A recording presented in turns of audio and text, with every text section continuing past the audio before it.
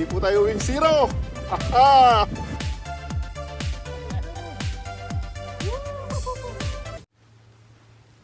Hi there. Good afternoon. We are on our second day of snowstorm right now here at Prince Albert, Saskatchewan. So, ang taas na po ng snow dito. Yan. So, pang second day ngayon. So, 3 beses na ako nag-shovel this today, pero ang taas talaga ng snow.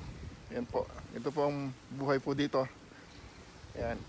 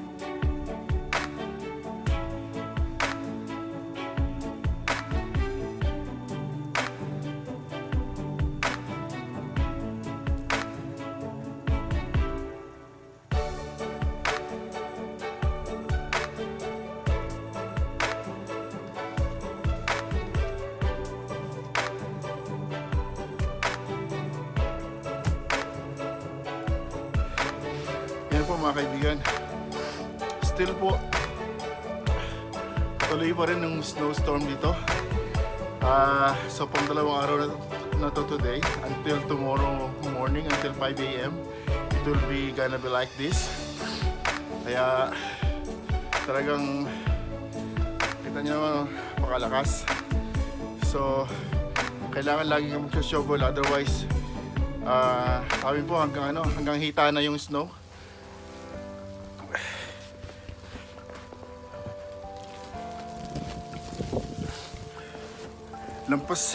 Lampas tuhod na yung snow, kaya kailangan na lilinisin yung mga driveway, dahil kung di lilinisin hindi ako makababack up.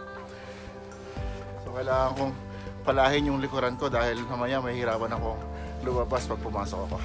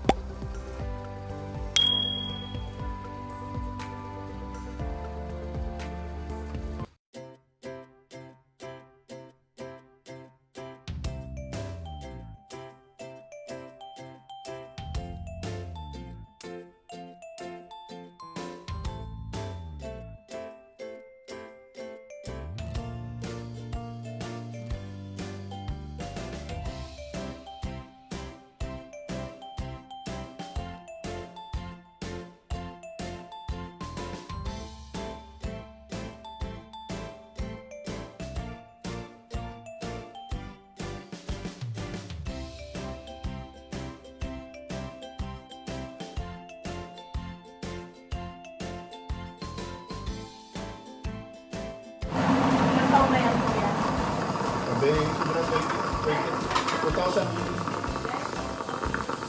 sobrang 2009, simula 2009.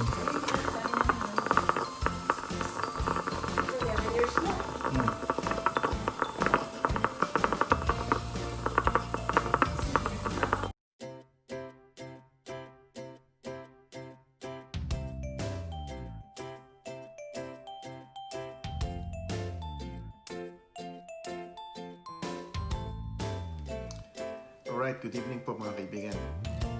So, it's still snowing outside.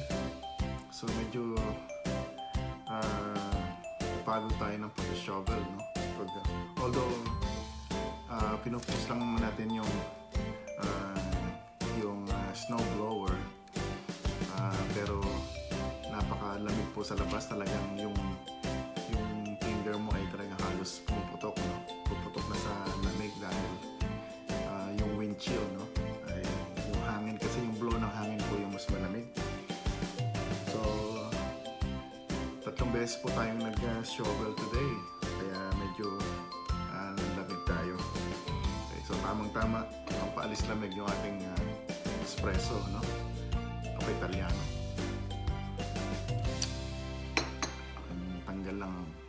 Tanggal ang ating lamig. Hirap na hirap yung sorry, may dumaan kasing kotse, hirap na hirap siya dahil ang taas na kasi ng snow doon sa kalsada. Sobrang kapal na kasi, saka weekends kasi. Ang problema kasi weekend, walang nagpo-flow ng snow sa mga secondary streets. Doon lang sa mga main streets meron. So doon sa secondary streets, walang nagpo-flow ng snow, walang nagsusuro ng snow. Kaya napakahirap. Lalo yung mga kotse ay talagang hirap silang makadaan sa mga secondary road. Talagang may stuck talaga sila sa snow. Gusto ko naman pong i-share ang isang bagay na ito. Marahil po ay masyado na kayong nabibigatan sa mga nangyayari sa sanlibot sa mundo, no? Sa Pilipinas, sunod-sunod na bagyo, Typhoon Quinta, Typhoon Rolly, tapos meron ba sumunod na Typhoon Shoni, no? So maraming lugar ang naapektuhan. At maging dito naman sa Canada ay although hindi pa winter, pero meron ng snowstorm, no? So pa 2 araw na ito until tomorrow morning pa yata bago matapos yung winter snowstorm, no? So kanina nakita niyo naman lagpas tuhod na, almost nasa hita na yung tambak ng snow. At ang daming na-aksidente, ang daming natatrap, ang daming na-stuck ng mga sasakyan sa daan. Ano?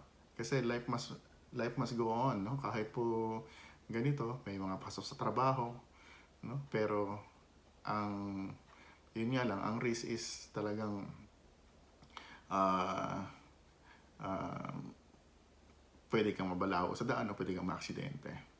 Okay. So, everything that is happening around us, so lagi pa rin tatandaan, pagka po tayo ay napapagod na o nabigatan, tulad po sinabi sa Matthew chapter 11:28, "Come to me all who are weary and burdened, and I will give you rest." Yun lamang po mga kaibigan. Huwag po nating pasanin ang ating mga problema. Ipapasan po natin ito sa Diyos at ibigyan po niya tayo ng kapahingahan. Maraming salamat mga kaibigan. This is the Cooking Angler saying, God bless everyone, keep safe, and peace on.